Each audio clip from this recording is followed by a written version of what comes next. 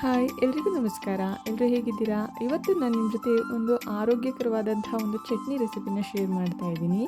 ಮಕ್ಳುಗಳಿಗಂತೂ ಈ ಒಂದು ಸೊಪ್ಪಲ್ಲಿ ಮಾಡಿರ್ತಕ್ಕಂಥ ಚಟ್ನಿನ ನಾವು ತಿನ್ನಿಸೋದ್ರಿಂದ ಅವ್ರ ಮೆಮೊರಿ ಪವರು ಕೂಡ ತುಂಬಾ ಹೆಚ್ಚಾಗುತ್ತೆ. ಹಾಗೆಯೇ ಇದು ಹಲವಾರು ಆಯುರ್ವೇದಿಕ್ ಗುಣಗಳಿರೋದ್ರಿಂದ ಈ ಸೊಪ್ಪನ್ನ ಉಪಯೋಗಿಸ್ಕೊಂಡು ನಾವು ಚಟ್ನಿ ಇರ್ಬೋದು, ತಂಬುಳಿ ಇರ್ಬೋದು, ಹಲವಾರು ರೆಸಿಪಿನ ಮಾಡ್ಬೋದು.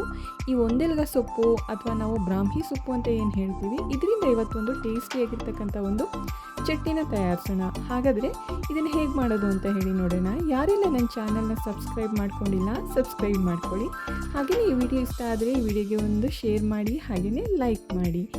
ಇದನ್ನು ಮಾಡೋದಕ್ಕೆ ನಾನಿಲ್ಲಿ ಒಂದು ಪ್ಯಾನ್ಗೆ 1 ಸ್ಪೂನಷ್ಟು ಎಣ್ಣೆನ ಹಾಕ್ಕೊತಾ ಇದ್ದೀನಿ. ಇದಕ್ಕೆ ನಾನಿಲ್ಲಿ ಕೊಬ್ಬರಿ ಎಣ್ಣೆನ ಯೂಸ್ ಮಾಡ್ತಾ ಇದ್ದೀನಿ. ನೀವು ರೆಗ್ಯುಲರಾಗಿ ಯೂಸ್ ಮಾಡ್ತಕ್ಕಂಥ ಎಣ್ಣೆನೂ ಕೂಡ ಹಾಕ್ಬೋದು. ಹಾಗೆಯೇ ಇದಕ್ಕೆ ನಾನು 1 ಟೇಬಲ್ ಸ್ಪೂನ್ ಅಳತೆನಲ್ಲಿ ಸ್ವಲ್ಪ ಕಡಲೆಬೇಳೆ, ಹಾಗೆ ಅದೇ ಮೆಜರ್ಮೆಂಟಲ್ಲಿ ಸ್ವಲ್ಪ ಉದ್ದಿನಬೇಳೆನೂ ಕೂಡ ಹಾಕ್ಕೊತಾ ಇದ್ದೀನಿ.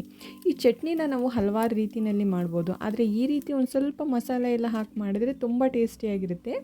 ಒಂದು 1/4 ಟೇಬಲ್ ಸ್ಪೂನಷ್ಟು ಜೀರಿಗೆ, ಹಾಗೆಯೇ 1 ಗೆಡ್ಡೆ ಬೆಳ್ಳುಳ್ಳಿನ ಈ ರೀತಿ ಬಿಡಿಸಿಟ್ಕೊಂಡು ಹಾಕ್ಕೊಂಡು, ಇದಕ್ಕೆ ನಿಮಗೆ ಖಾರಕ್ಕೆ ಎಷ್ಟು ಬೇಕು ಅಂತ ನೋಡಿಕೊಂಡು ಒಂದು ಹಸಿರು ಮೆಣಸಿನ್ಕಾಯಿನ ಹಾಕ್ಕೊಳ್ಳಿ. ಇದನ್ನು ಚೆನ್ನಾಗಿ ನಾವು ಎಣ್ಣೆಯಲ್ಲಿ ಹುರ್ಕೊಬೇಕಾಗುತ್ತೆ. ಈ ರೀತಿ ಹುರ್ಕೊಂಡಾದಮೇಲೆ ಇದಕ್ಕೆ ನಾನಿಲ್ಲಿ ಒಂದು ಅರ್ಧ ಅಥವಾ ಒಂದು ಚಿಕ್ಕ ಸೈಜಿನ ಈರುಳ್ಳಿನ ನಾನಿಲ್ಲಿ ಹಾಕ್ಕೊತಾ ಇದ್ದೀನಿ. ಈರುಳ್ಳಿನ ನಾನಿಲ್ಲಿ ಸ್ವಲ್ಪ ಸಣ್ಣಗೆ ಹೆಚ್ಚಿಕೊಂಡು ಹಾಕ್ಕೊತಾ ಇದ್ದೀನಿ. ಈ ರೀತಿ ಈರುಳ್ಳಿನೂ ಹಾಕಿ ಇದು ಸ್ವಲ್ಪ ಬಾಡಿದ ಮೇಲೆ ಇದಕ್ಕೆ ನಾನಿಲ್ಲಿ 1 ಟೊಮೆಟೊ ಹಣ್ಣನ್ನು ಕೂಡ ಸೇರಿಸ್ಕೊತಾ ಇದ್ದೀನಿ. ನಾವು ಇದು ಟೊಮೆಟೊ ಚಟ್ನಿ ಹೇಗೆ ಮಾಡ್ತೀವಿ ಅದೇ ಮೆಥಡಲ್ಲಿ ನಾನಿವತ್ತು ಈ ಸೊಪ್ಪನ್ನು ಯೂಸ್ ಮಾಡಿಕೊಂಡು ಚಟ್ನಿ ಮಾಡ್ತಾಯಿದ್ದೀನಿ. ಈ ರೀತಿ ಟೊಮೆಟೊ ಹಣ್ಣನ್ನು ಹಾಕಿ ಇದೆಲ್ಲ ಸ್ವಲ್ಪ ಮೆತ್ತಗಾಗಬೇಕು ಅಂತ ಹೇಳಿ ಸ್ವಲ್ಪ ಉಪ್ಪನ್ನು ಕೂಡ ಹಾಕ್ಕೊಂಡು ಒಂದು 2ರಿಂದ 3 ನಿಮಿಷದ ಕಾಲ ಇದನ್ನು ಚೆನ್ನಾಗಿ ನಾವು ಹುರ್ಕೊಬೇಕಾಗುತ್ತೆ. ನೆಕ್ಸ್ಟ್ ಇದು ಸ್ವಲ್ಪ ಮೆತ್ತಗೆ ಬಾಡಾದಮೇಲೆ ಇದಕ್ಕೆ ನಾನಿಲ್ಲಿ ಚೆನ್ನಾಗಿ ತೊಳೆದಿಟ್ಕೊಂಡಿರ್ತಕ್ಕಂಥ ಒಂದೆಲಗ ಸೊಪ್ಪನ್ನು ಕೂಡ ಹಾಕ್ಕೊತಾ ಇದ್ದೀನಿ. 1 ಕೈ ಮುಷ್ಟಿಯಷ್ಟು ನಾನು ಸೊಪ್ಪನ್ನು ಯೂಸ್ ಮಾಡ್ಕೊತಾ ಇದ್ದೀನಿ.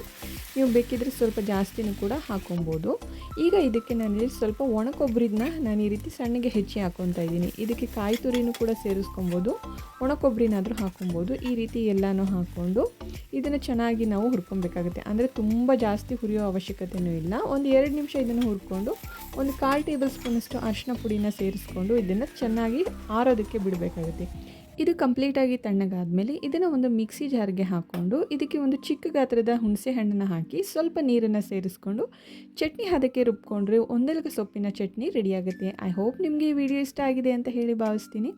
ಈ ವಿಡಿಯೋ ಇಷ್ಟ ಆಗಿದೆ ವಿಡಿಯೋನ ಲೈಕ್ ಮಾಡಿ, ಶೇರ್ ಮಾಡಿ, ಹಾಗೆಯೇ ಹೇಗಿತ್ತು ಅಂತ ಹೇಳಿ ಕಮೆಂಟ್ ಮಾಡಿ. ಎಲ್ರಿಗೂ ಕೂಡ ತುಂಬ ಧನ್ಯವಾದಗಳು.